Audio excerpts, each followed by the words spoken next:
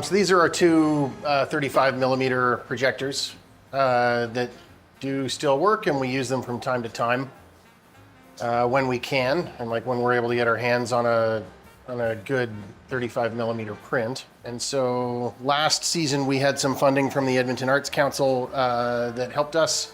We also have a partnership with the university. We play about 10 to 12 of those a year when we can get our hands on them, and then the rest of our films are all screened on this, which is our digital projector.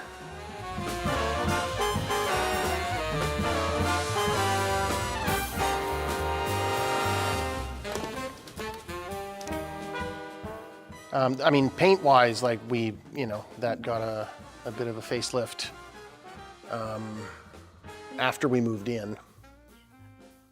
And I mean, the curtains are also very old, but probably definitely not original. The screen we replaced in 2015 or 2016. And the whole kind of frame of it and everything, like all of that kind of had to be replaced. You can see that it's been a used space. It's been a loved space.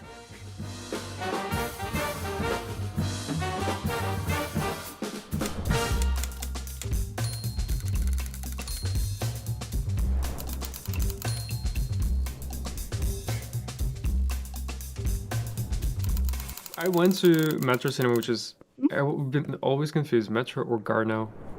The theater itself, Okay. the building, is called the Garneau Theater. Metro Cinema is the Metro Cinema Society, which is the organization that operates out of it. I see, okay. I always thought it was just called Metro, but there's a giant Garneau sign outside. That's the theater. So I went there to see Parasite in 2019. That was the first and sadly so far the only film that I watched there. But the experience was something I've never seen anywhere else, ever, because it was such a cult-friendly space. Everybody were just on the same page about everything, which was again, unique experience in going to the theater, because before that I have never gone to like this such small single screen theaters. So to me, that felt like we were just watching TV together as a family, which was very nice.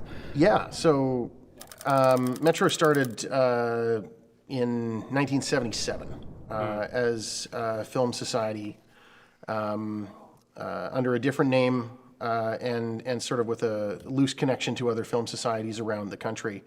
And it... for most of its existence, it has kind of done smaller sort of one-off screenings, and then that kind of built into like renting various spaces and doing more screenings in a week. And then in 2011, when the opportunity came up for Metro to move into the Garneau Theater, they took the leap and moved in here. And then since then, it's been 7 days a week, 2, sometimes 4 screenings a day, and has been like pretty consistent since then. Yeah. And I think for all of that time, and I would assume for the years that I was not around, which have been many, it's been just a way of like trying to just figure out how to make it work. And it's been like a fantastic opportunity to run this space. It is a nice space by itself in terms of visually and architecturally. Yes, it does have some parts that need to be worked on, but putting that apart, it is very beautiful inside. It brings you back in time. It has so much character, and it's so memorable. Well, I think that this is a pretty, this is a flexible space that can be used in a lot of different ways. Because it was built with the sort of large stage, that allows us to do a lot of things that we might not be able to do in another space. whether it is the live performance or the Q&As. It affords us the ability to kind of like do a lot of different things, but not just us. Like the community can do it too. If we have a film festival in here, they can bring directors in and have them sit on stage and talk about the film afterward. But more than that, the Garneau does have a pretty decent sized lobby space. It won't fit 500 people at once, but like it will allow for like a reception, various kinds of gatherings. It allows for people to sit comfortably after a film and talk about what they liked about it. Those are some of my like favorite moments in this building, is after you've watched a movie and you just have anywhere from like 5 to like 30 people standing out there and just talking about what the movie was like, talking about their experience. Yeah. Like that is unique to me, and I really appreciate those moments. And we wouldn't necessarily be able to do that in other theater spaces. And so having that lobby out there, the way it's kind of arranged and the size of it, like that allows us to do a lot. For us as well, like we have 500 seats to play with, and that helps us out because we see the value and importance of playing a film that we know might only have 10 or 15 people at it. And we want to be able to play those films. If every one of our screenings had 10 or 15 people at them, it would be tough to survive. And so we like being able to sell 300, 400, 500 tickets to events, and then also have shows that have 15 people, gives us the ability to have, all sorts of programming, things that, can appeal to a wider audience. And so, that's really beneficial to us, and something that like we wouldn't find in another building necessarily. And, those are things like Rocky Horror Picture Show. Like that doesn't really happen in the same way anywhere else in the city.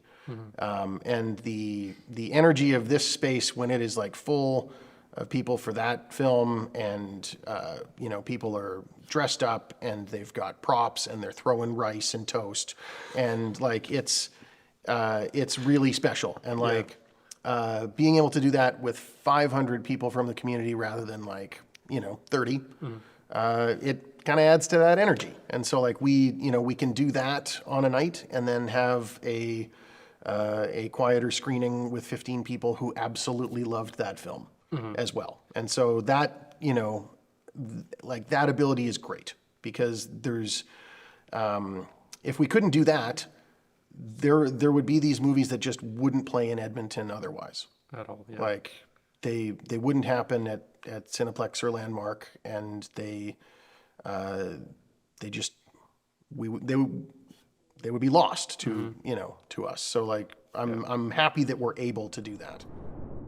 What I like about it is that it's beyond just a movie theater, right? It can be a space that is used for plays, some sorts of performances, Q&As, and really anything, I feel like. And the nice part about this being very community-based is that the organizers, and like as Dan Smith, the executive director, was mentioning, is that they are very supportive of like local filmmakers or any local projects, and they were supportive of us going in there and filming the interview, filming the space. And that's the nice part, is that there is that sort of general support that you can have within that space. yeah. And going back to Habu, you remember what Dan mentioned about that people would be talking in the foyer, in the hall after the movie and before I guess the movie starts? If the space wasn't there, if the space wasn't as welcoming, if many different ifs, people would not have had that sort of connection. And so because we have this space, we have this ability to connect with each other, it helps the community. Yeah. It helps us to, be closer to each other, to have really good memories together. Because often when we go with our friends to movies, we basically just go in, and then once we're out, we're just walking to the car and to Yeah. get out of there. And again, that's a big difference, is that in the lobby you can talk to other people about the movie because this is the space that is welcoming that. Have you watched a lot of movies in Metro Cinema? Have you Yes. watched- I have it written down somewhere. I think I have like a tag on my Letterboxd Oh, yeah. that says how many movies I've seen at Metro. But at this point, probably dozens. And do you ever like see the same people coming over and Oh, over? all the time. Yeah. Or even like not in person, but once I post my review on Letterboxd, I'll like look at the recent reviews and it'll be like the same people that I follow or mutuals because I don't know them in real life. I just know them because we all go to Metro Cinema all the time, Yeah. which is really fun. And I definitely like recognize the people who run it, like the front of house volunteers and the projectionist and just stuff like that. Like I try to go probably 2 or 3 times a month. Sometimes I'm busy and I don't get around to it, but Yeah. if a new movie's coming out, I would prefer to see it at Metro than at like a corporate theater. As you say, I really love the community aspect of it. And the nice part is like you get to meet the people and talk to the people who are operating it, right? You don't really get to do that with the chains. Yeah. It's not like you know the people who are operating those theaters. But in this one, it really does feel like a community, and you feel like you can be friends with everyone who goes there and everyone who works there and volunteers there. So it's quite a nice space in that way. We have a programming manager who selects a great number of the movies, but also works with so many of the different partners and stakeholders we have who contribute to the programming. Right. And helps kind of like put that whole picture together. So she has a really complicated and difficult job and does an amazing job at it. And I would not do nearly as good a job as that. So I'm happy to stay out of that for the most part, and just kind of offer an opinion if asked. But Right. yeah, the programming team does such a great job. That Distribution-wise, is it mostly newer films, older films, classics? How does it work? It's pretty varied. We do a lot of like indie new release stuff when it's available to us. We have a number of sort of series that are typically populated by retro or classic titles. We do cult films and obscure films, and we do local films, and we work with various partners in the community who will rent the space and play something that might be relevant to their community. And so we do kind of a mix of all sorts of stuff. And it's certainly the widest variety of film programming in the city, and probably comparable to like some of the most varied programming in the country, in different indie theaters. My friend that would go here almost weekly, I think she said, to watch The Room. I think you used to have The Room quite often. Yep. I had never seen it somehow, but I will eventually. Yeah. Because I know it's a classic and cult. And she said that they would like throw the spoons or something. Yep. You throw plastic spoons and you kind of verbally participate in the screening a little bit. It's like kind of like Rocky Horror in that sense, that there's sort of participatory elements to it. Yeah. And plastic spoons are the big one. I have to see you to understand that reference. But It's a unique cinematic experience. I understand. It needs to happen in a theater, I think, to really get it. Right, but if that were to happen in like a Cineplex or somewhere, I don't think that would be really allowed. It would be more like punished by the theater. So why does this theater allow this? Well, I think maybe partly because we can. We are a small outfit, like a small organization that plans all of this stuff. We don't have a corporate office somewhere like Cineplex that makes all of these decisions and needs to streamline their experience and make it all the same. We have the freedom to say, yeah, let's try that, or we don't want to do that. Like we can we can be very flexible that way, and that kind of translates to some like pretty fun and unique programming sometimes. In that theater, for example, like the room where there are so many, I haven't seen the room myself, but there are so many little, how would you call that, traditions that people do in regards to that movie. And that theater allows those traditions to go through, even though they are, maybe call it messy, right? Which is one of the great aspects of this theater, is that it allows people to not follow traditions, how I say that. It allows people to develop these traditions. To develop and upkeep them, right? Yeah. If all the theaters banned everything, there would be no fun in those things. And as you mentioned, what I really like about this theater is that they are able to maybe show more obscure films, more where you wouldn't get all 500 seats filled. Maybe you'll only get 3 to 15 viewers, which is really a small amount of people, but it's amazing to have that opportunity to see those films on a theater screen. Yeah. On a movie screen. Which is not something that, like, let's say a big chain theater would want to do necessarily. It makes going to the movies or watching a movie a special event. Because, first of all, the space itself feels special, but also the attitude of the organization makes it feel more special. Have you ever went to, like, a screening where it was, like, only a few people there? Oh, yeah. Recently, I saw this movie called The Ballad of Wallace Island. It's like this little British indie movie. I don't know if it's a musical, but there's music in it.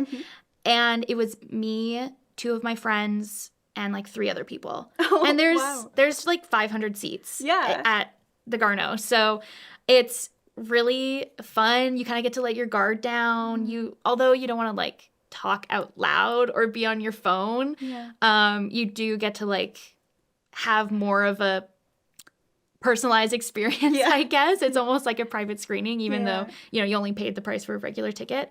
And a few months ago, I saw this Irish independent film called Bring Them Down, I think. It has, I don't know if it has Barry Keoghan in it. I can't remember. I think it does. But it's about, like, sheep.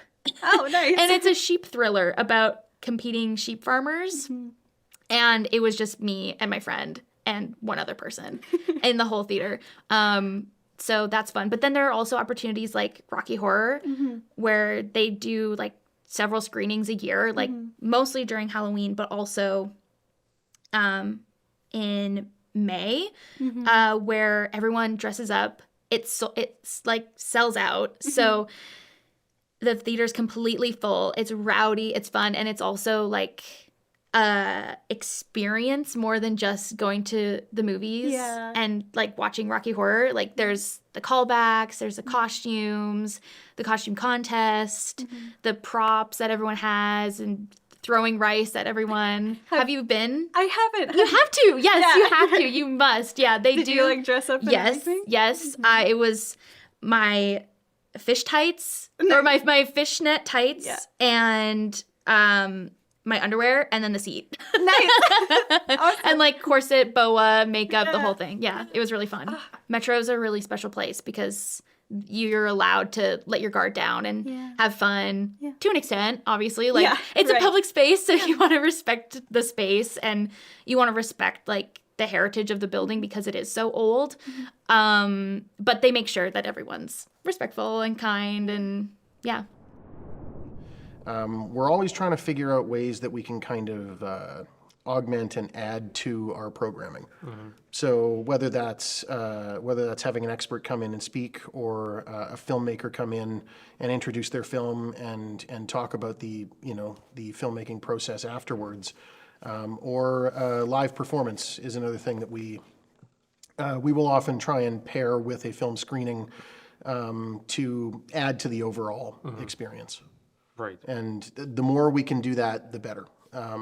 We enjoy enriching the film experience that way. So, do you know how old the building is?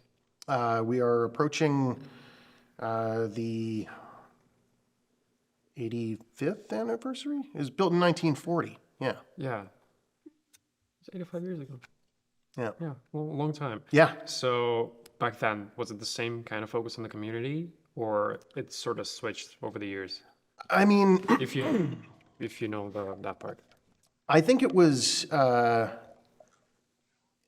the same but different. I mean, I think that cinemas in that time they were very much sort of like a unique communal experience. You couldn't go home and watch a movie on TV. Yeah. You couldn't go to the video store and rent it, and you couldn't stream it on your computer or phone. Like when you watched a movie, you went out to a place like this. And so this was a special place. And we hear often from people that grew up in the neighborhood and they've been coming here since they were a kid.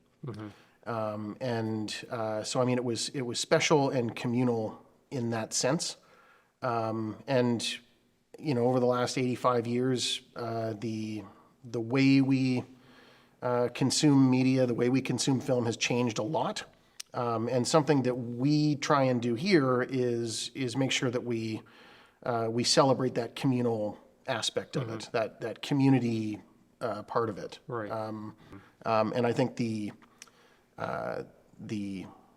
sort of history and ambiance of this particular theater, like, just kind of adds to that. It's got that old sort of feel to it. What is it about seeing it in like an old theater like Garneau that it makes you like it more than seeing it like at Cineplex or like Landmarks or something? Well, the location is so close to like the neighborhood I live in. It's literally the exact same neighborhood, so that's a plus. Like, we're in sort of a cultural center here between the university and the White Ave area. It's sort of a cultural hub. People around the city know and love this building. If you notice that there are no parking lots, does it mean that there are no people in there? Wrong. There are a lot of people, because you don't need parking lots for people to be able to get to places if there's alternative ways of getting there, which there are many.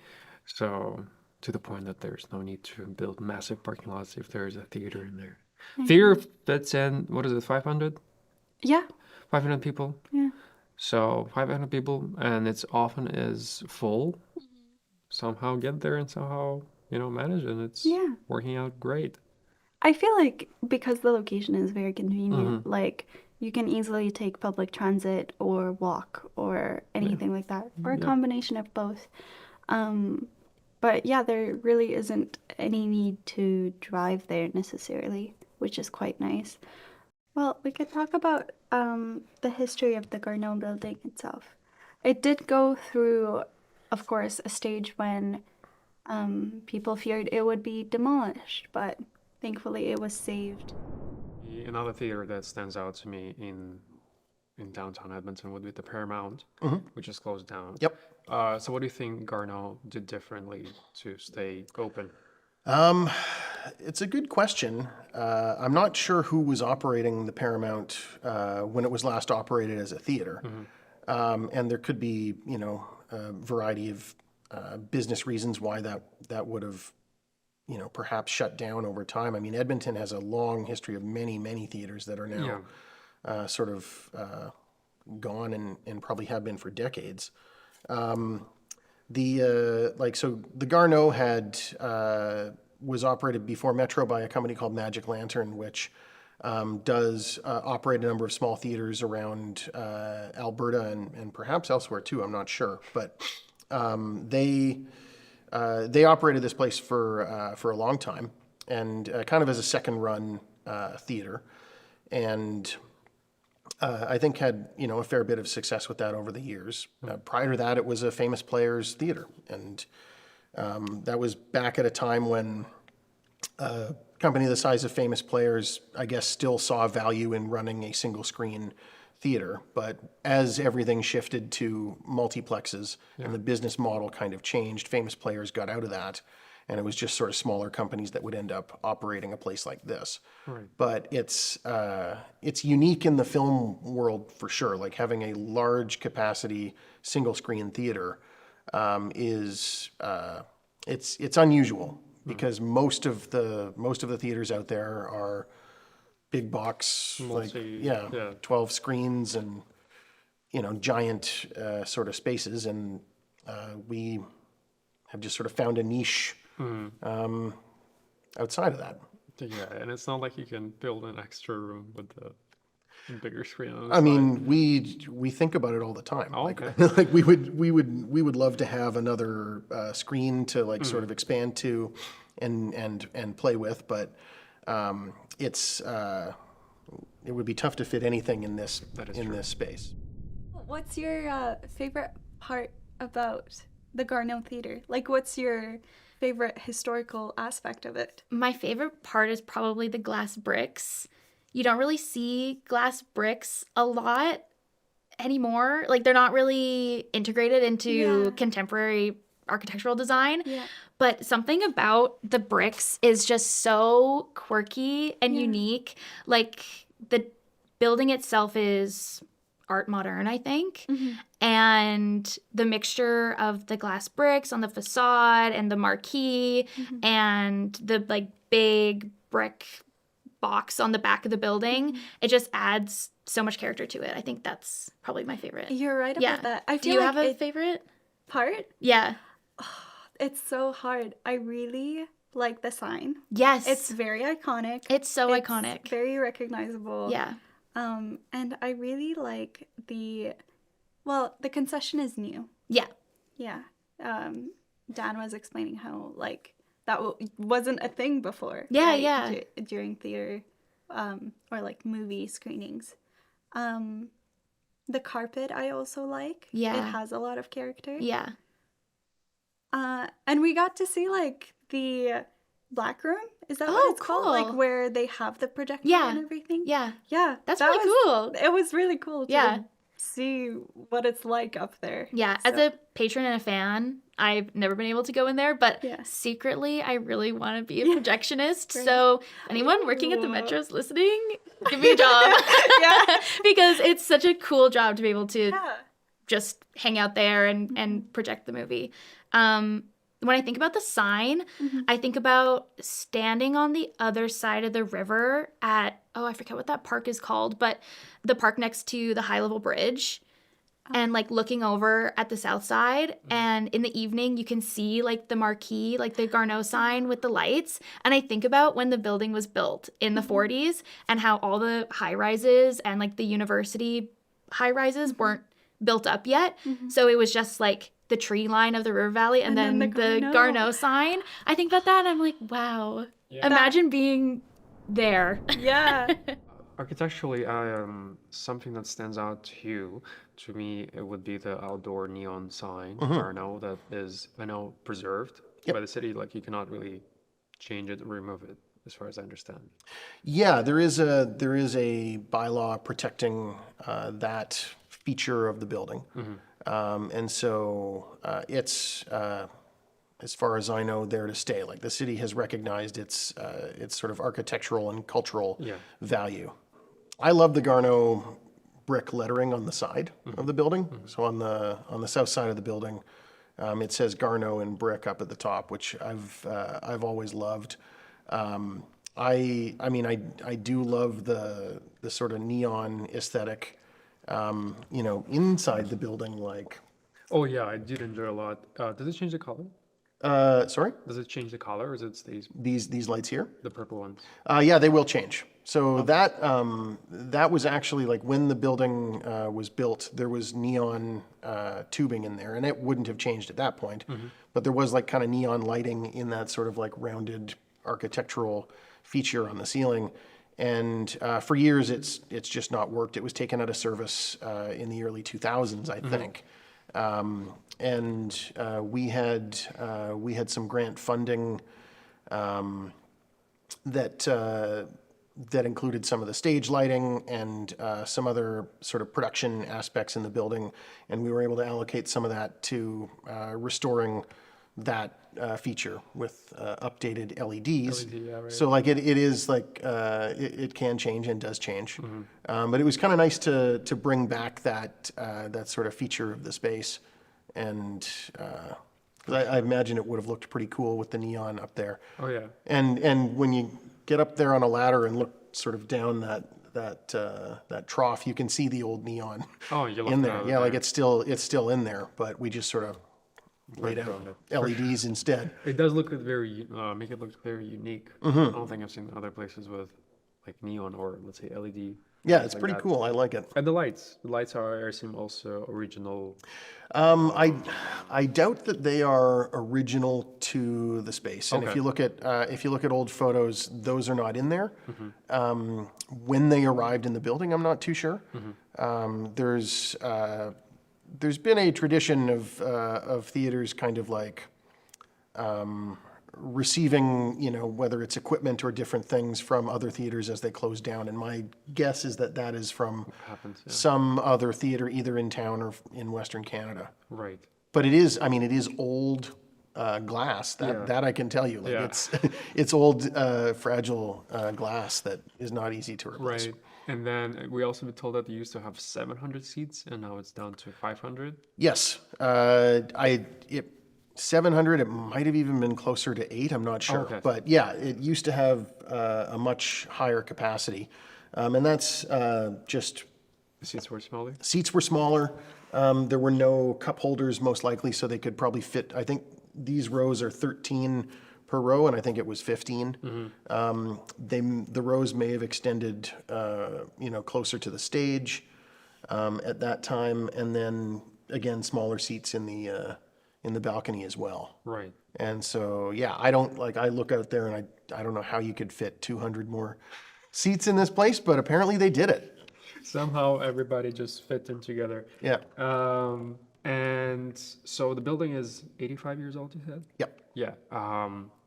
Is there an expectation on how long this building can last to the city? It's a good question. Like, it underwent a pretty significant renovation in 2011. And again, a few years ago, the current owner did a pretty significant facelift on the east facade. And so that involved new stucco, new paint, new neon, some repairs to the roof itself, and that will definitely extend the life of that exterior. In terms of the interior of the building, we're quite committed to like maintaining and improving and restoring this space.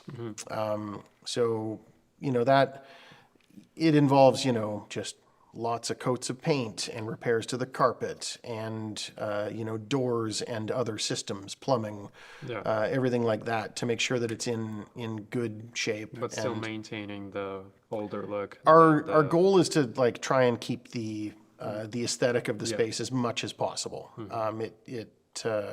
Sometimes it can be a sort of a decision between functionality versus aesthetic. There are certain things that like we're very committed to to keeping and maintaining as much as we can. And then just, improving the functionality. Like the lights that we have above the stage they're not, they're not from 85 years ago. Yeah. But they help the sort of functionality of this space. But then, like you have original elements out there in the lobby that like we wouldn't remove just because, like the wood paneling on the pillars is like, it may have been here since this place was built. And, we're very careful to make sure that it's not damaged and that it stays in a good condition. Yeah, and it's a great attitude to the building. Totally, yeah. Well, here's a question for you. Why should people care about these old buildings?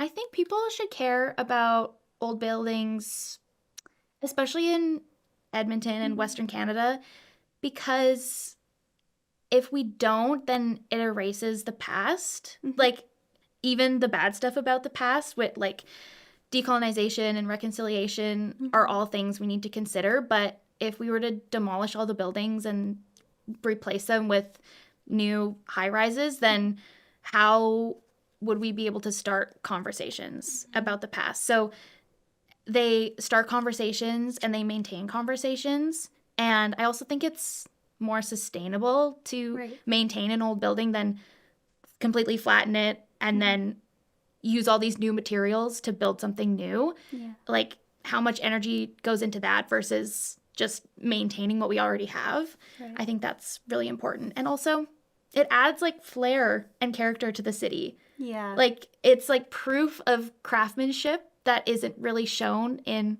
modern buildings. Not that I don't like modern buildings, but there's something about like that pre-war kind of character, that care and detail that were put into old buildings. Yeah, I agree. It's like if we just get rid of them, we don't have that reference anymore, and we don't have that character, that history, and the conversations that can come out of it. Yeah. But that is why I like Garneau Theater. yes, exactly, because they just care. And I think that's the bottom line, is just caring and creating a space where people feel comfortable and utilizing a building that would otherwise be taken down and turned into a parking lot. Like, it's not about the profit. It's about everything else. Yeah. Which is amazing. Yeah. Because people matter. People do matter.